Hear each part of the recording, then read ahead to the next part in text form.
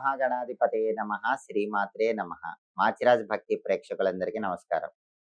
April 21 తేదీ నుంచి April 30 తేదీ వరకు ఈ 10 రోజులు ద్వాదశ రాశుల వాళ్ళకి రాశి ఫలితాలు ఎలా ఉంటాయో, ఈ 10 రోజుల్లో గ్రహాల సంచారం ఎలా ఉందో, ఏ గ్రహాలు అనుకూలంగా ఉన్నాయో, ఏ గ్రహాలు వ్యతిరేకంగా ఉన్నాయో, గ్రహాల సంచారం బట్టి యోగించే గ్రహాలు ఇంకా యోగించటానికి, యోగించని గ్రహాలు త్వరగా యోగించటానికి ఎలాంటి శక్తివంతమైన పరిహారాలు చేసుకోవాలో, ఏ దేవీ దేవతల ఆలయ దర్శనం చేసుకోవాలో, ఎటువంటి ద్రవ్యాలు దానం ఇచ్చుకోవాలో, సకల దేవతా స్వరూపమైన గోమాతకి ఎలాంటి ఆహారం తినిపించాలో, ద్వాదశ రాశుల వాళ్ళు ఈ 10 రోజుల్లో అదృష్టం కలిసి రావాలంటే పాటించాల్సిన ముఖ్యమైన విధి విధానాలేంటో, ద్వాదశ రాశుల వాళ్ళ సంపూర్ణ భవిష్యత్తు ఈ 10 రోజుల్లో ఎలా ఉండబోతోందో ఈ వీడియోలో మనం తెలుసుకుందాం.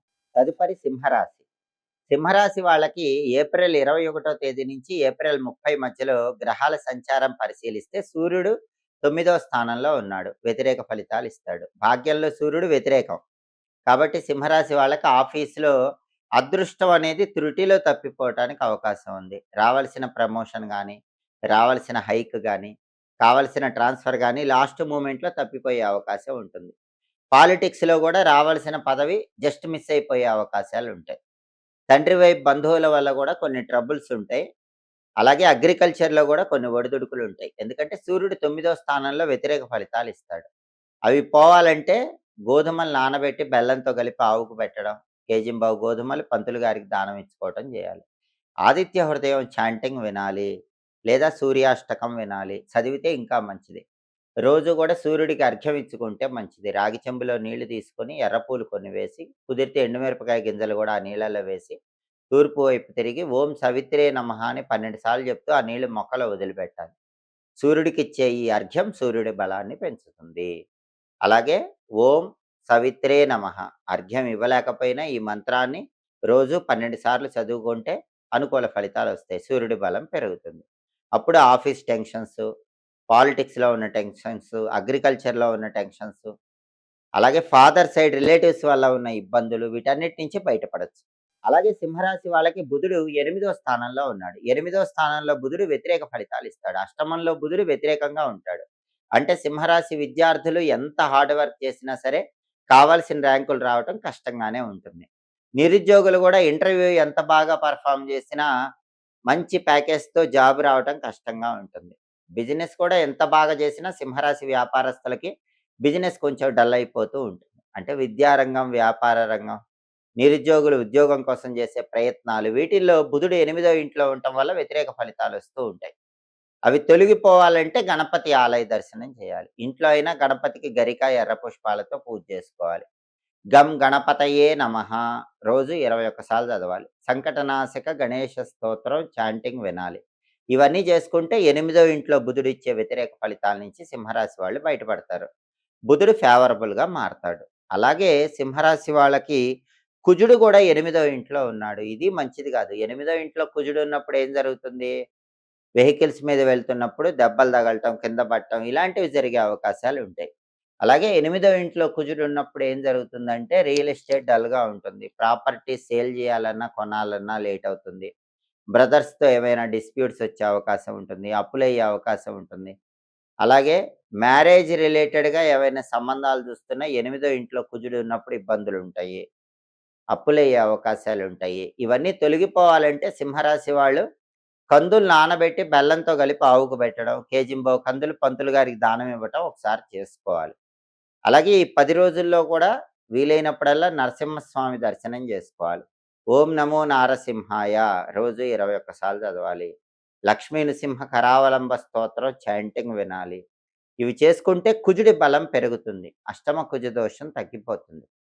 ఇక చివరగా శుక్రుడి విషయానికొస్తే శుక్రుడు సింహరాశికి 10వ ఇంట్లో ఉన్నాడు. ఇది మంచిది కాదు. జాబ్ టెన్షన్ ఉంటుంది. జాబ్ సెక్యూరిటీ ఉండదు. జాబ్ పోయే అవకాశం ఉంటుంది. కొంచెం కేర్‌ఫుల్‌గా ఉండాలి. అలాగే టెక్స్‌టైల్, లేడీస్ ఎంపోరియం, బొటిక్ లాంటి వాటిల్లో కూడా లాభాలే ఉండవు. సినిమా ఫీల్డ్, టీవీ ఫీల్డ్‌లో కూడా కొత్త ఆఫర్స్ రావటం కష్టంగానే ఉంటుంది. 10వ ఇంట్లో శుక్రుడు ఉన్నప్పుడు ఈ వ్యతిరేక ఫలితాలన్నీ ఉంటాయి. ఇవి తొలగింపజేసుకోవాలంటే ప్రధానంగా నానబెట్టినటువంటి అలసందలు ఆవుకు పెట్టాలి. కేజింబావు అలసందలు పంతులు గారికివ్వాలి. అలాగే ప్రతిరోజు ఓం శ్రీ రాజమాతంగియై నమః అనే మంత్రం 21 సార్లు చదవాలి. రాజరాజేశ్వరి అష్టకం చాంటింగ్ వినాలి. అప్పుడు శుక్రుడిచ్చే వ్యతిరేక ఫలితాలన్నీ కూడా తొలగిపోతాయి. అలాగే 8దో ఇంట్లో కుజుడు ఉండటం వల్ల వచ్చే వ్యతిరేక ఫలితాలు పోవటానికి సుదర్శన మంత్రం చదువుకోవాలి. ఉగ్రం వీరం మహావిష్ణుం జ్వలంతం సర్వతోముఖం నృసింహం భీషణం భద్రం మృత్యుమృత్యుం నమామ్యహం అంటూ సుదర్శన మంత్రాన్ని రోజు ఒక 9 సార్లు చదువుకోవటం, నరసింహస్వామి ఆలయ దర్శనం చేయటం, లక్ష్మీ నృసింహ కరావలంబ స్తోత్రం చాంటింగ్ వినటం ద్వారా కుజుడి బలం పెరుగుతుంది. అంటే సింహరాశి వాళ్ళకి ఈ 10 రోజుల్లో సూర్యుడి బలం లేదు, బుధుడి బలం లేదు, కుజుడి బలం లేదు, శుక్రుడి బలం లేదు. అంటే 4 గ్రహాలు కూడా ఫేవరబుల్‌గా లేవు. 10 రోజుల ఫలితాలు చూసే ఈ 4 గ్రహాలు ఫేవరబుల్ లేవు కాబట్టి సింహరాశి వాళ్ళు పరిహారాలు చేసుకుంటే ఈ గ్రహాలు ఫేవరబుల్ అవుతాయి. అప్పుల బాధలు, శత్రువుల సమస్యలు వీటితో అనునిత్యం అందరూ సతమతమైపోతూ ఉంటారు. ఈ అప్పుల బాధలు, శత్రువుల సమస్యల నుంచి బయటపడటానికి మన్య సూక్త పారాయణ అని ఒక ప్రత్యేకమైన పారాయణ వేదంలో చెప్పడం జరిగింది. ఈ పారాయణ ఆంజనేయ స్వామి ఆలయాల్లో చేస్తూ ఉంటారు. భయంకరమైన అప్పుల బాధలతో ఇబ్బందులు ఎదుర్కొంటున్న వాళ్ళు, పరిహారాలు చేసుకుంటున్నప్పటికీ ఫలితం తొందరగా రాక ఇబ్బందులు ఎదుర్కొంటున్న వాళ్ళు మంగళవారం పూట ఆంజనేయ స్వామి ఆలయంలో మన్య సూక్త పారాయణ అనే పారాయణ 11 సార్లు చేయించుకోండి. ఇలా మీ పేరు, నక్షత్రం చెప్పి, సంకల్పం చెప్పి మన్య సూక్త పారాయణ ఆంజనేయ స్వామి ఆలయంలో మంగళవారం చేయించుకున్న తర్వాత క్రమక్రమంగా మార్పు మొదలవుతుంది. ఇది ఎవరు చేయాలంటే అప్పులు ఎక్కువ ఉన్నవాళ్ళు, శత్రుబాధలు ఉన్నవాళ్ళు, సొంతింటి కల ఆలస్యం అవుతున్న వాళ్ళు, కొంతమంది పరిహారాలు చేసుకుంటారు. కందులు నానబెట్టి బెల్లంతో కలిపి ఆవుకి మంగళవారం తినిపించటం. అలాగే కేజింబావు కందులు ఎర్ర వస్త్రంలో మూటగట్టి బ్రాహ్మణుడికి దానం ఇవ్వటం. ఇలాంటి పరిహారాలు చేసుకున్నా కూడా ఎన్ని మంగళవారాలు చేసినా ఫలితం లేనప్పుడు ఈ మన్య సూక్త పారాయణ చేయించుకోవాలి. మన్య సూక్త పారాయణ ఎన్ని వారాలు చేయించుకోవాలి? 9 మంగళవారాలు చేయించుకుంటే పరమాద్భుతమైన ఫలితం మీకు కనిపిస్తుంది. ప్రతి మంగళవారము కూడా 21 సార్లు లేదా 11 సార్లు చొప్పున 9 మంగళవారాలు ఆంజనేయ స్వామి ఆలయంలో మన్య సూక్త పారాయణ చేయించుకుంటే ఖచ్చితంగా శత్రువుల పరంగా, అప్పుల పరంగా మీకు రిజల్ట్ అనేది కనిపిస్తుంది. ప్రాబ్లమ్స్ అనేవి సాల్వ్ అవుతాయి. పరిహారాలు పనిచేయనప్పుడు ఇది చేయించుకోవాలి. ఇది చేయించుకున్నప్పటికీ కూడా ఇంకా పెద్ద పెద్ద కోర్టు కేసులు అలాంటివి ఉంటే మాత్రం నరసింహస్వామి ఆలయంలో స్వాతి నక్షత్రం రోజు సుదర్శన హోమం చేయించుకోండి. అప్పుడు పెద్ద పెద్ద అప్పులు, లక్షల్లో అప్పులు, భయంకరమైన శత్రు బాధల నుంచి బయటపడొచ్చు. అలాగే చాలామందికి ఉన్నటువంటి ఇంకొక సమస్య ఏంటంటే సొంతింటి కల ఎంత ప్రయత్నించినా అది నిశ్చయం కాదు. సొంతిల్లు ఆలస్యం అవుతూ ఉంటుంది. అటువంటి వాళ్ళందరూ కూడా సొంతిల్లు తొందరగా మీకు కలిసి రావాలంటే తప్పకుండా స్వాతి నక్షత్రం ఉన్న రోజు నరసింహస్వామి టెంపుల్‌లో అర్చన గాని, అభిషేకం గాని చేయించుకోండి. మీ సొంతింటి కల నెరవేరుతుంది. అలాగే అప్పులెక్కువున్నా, శత్రువులెక్కువున్నా అవన్నీ తొలగింపజేసుకొని అనుకూల ఫలితాలు రావాలంటే ఓం అం అంగారకాయ నమః ఈ మంత్రాన్ని రోజు 21 సార్లు చదవండి. లేదా 54 లేదా 108 సార్లు చదవండి. ఓం అం అంగారకాయ నమః. అంగారకుడు అంటే కుజుడు. కుజుడు అప్పులు తొలగింపజేస్తాడు. శత్రుబాధల నుంచి బయటకొచ్చేలాగా చేస్తాడు. దీంతో పాటుగా అందరూ కూడా మంగళవారం పూట దక్షిణ దిక్కులో కుజదీపం వెలిగిస్తే చాలా మంచిది. కుజదీపం అంటే మంగళవారం స్నానం చేశాక కుజుడికి ఇష్టమైన దిక్కు దక్షిణ దిక్కు కాబట్టి అక్కడ ఒక పీట పెట్టి, పసుపు రాసి, కుంకుమ బొట్లు పెట్టి, బియ్యం పిండితో ఒక ట్రయాంగిల్ లాగా ముగ్గు వేయాలి. ఆ ముగ్గు మధ్యలో ఎర్రచందనం తడిపి గాని, కుంకుమ తడిపి గాని హురుమ్ అనే అక్షరం రాయాలి. ట్రయాంగిల్ మధ్యలో ఎర్రచందనం లేదా కుంకుమతో హురుమ్ అనే అక్షరం రాయాలి.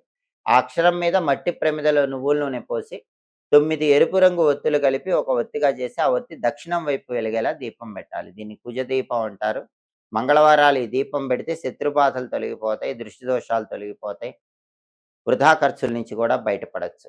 సొంతింటి కల సాకారం చేసుకోవచ్చు. అయితే ఈ దీపం పెట్టేటప్పుడు ఆ దీపం అనేది కనీసం గంట సేపు వెలిగేలాగా చూడండి. అప్పుడు ఆ దీపం సంపూర్ణమైన శుభ ఫలితాలను కలిగింపజేస్తుంది. మంగళవారం పూట కుజుడికి ఇష్టమైన దిక్కు దక్షిణ దిక్కు కాబట్టి, కుజుడికి ఇష్టమైన రంగు ఎరుపు కాబట్టి, కుజుడికి ఇష్టమైన అంకె 9 కాబట్టి, కుజుడికి ఇష్టమైన దక్షిణ దిక్కులో పీట పెట్టి ట్రయాంగిల్ ముగ్గు వేసి కుజుడికి ఇష్టమైన అక్షరం హృం కాబట్టి హృం అనే అక్షరం రాసి, ఆ తర్వాత ఆయనకిష్టమైంది 9 ఒత్తుల దీపం కాబట్టి 9 ఎర్ర ఒత్తులు కలిపి ఒక ఒత్తిగా చేసి, ఆ ఒత్తి దక్షిణం వైపు వెలిగేలా దీపం పెట్టాలి.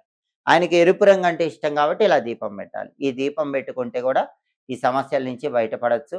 లేదా ఎన్ని పరిహారాలు చేసినా ఫలితం కనిపించనప్పుడు మాత్రం మన్య సూక్త పారాయణ ఆంజనేయ స్వామి ఆలయంలో చేయించుకోవటం, లేదా సుదర్శన హోమం స్వాతి నక్షత్రం రోజు నరసింహస్వామి టెంపుల్‌లో చేయించుకోవటం, లేదా నరసింహస్వామి టెంపుల్‌లో స్వాతి నక్షత్రం రోజు అర్చన గాని, అభిషేకం గాని చేయించుకోవటం చేస్తే ఖచ్చితంగా పెద్ద మొత్తంలో ఉన్న శత్రువులు నశించిపోతారు.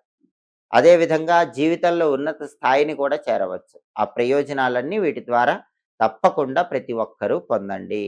అలాగే ఎప్పటికప్పుడు జ్యోతిష శాస్త్ర పరంగా గ్రహాల సంచారంలో మార్పు గురించి తెలుసుకోవాలనుకున్న దినఫలాలు, మాస ఫలాలు, సంవత్సర ఫలాలు, 10 రోజుల ఫలితాలు ఇవన్నీ తెలుసుకోవాలన్నా, వీటి పరంగా పాటించాల్సిన పరిహారాలు తెలుసుకోవాలన్నా మాచిరాజ్ భక్తి ఛానల్ తప్పకుండా చూడండి.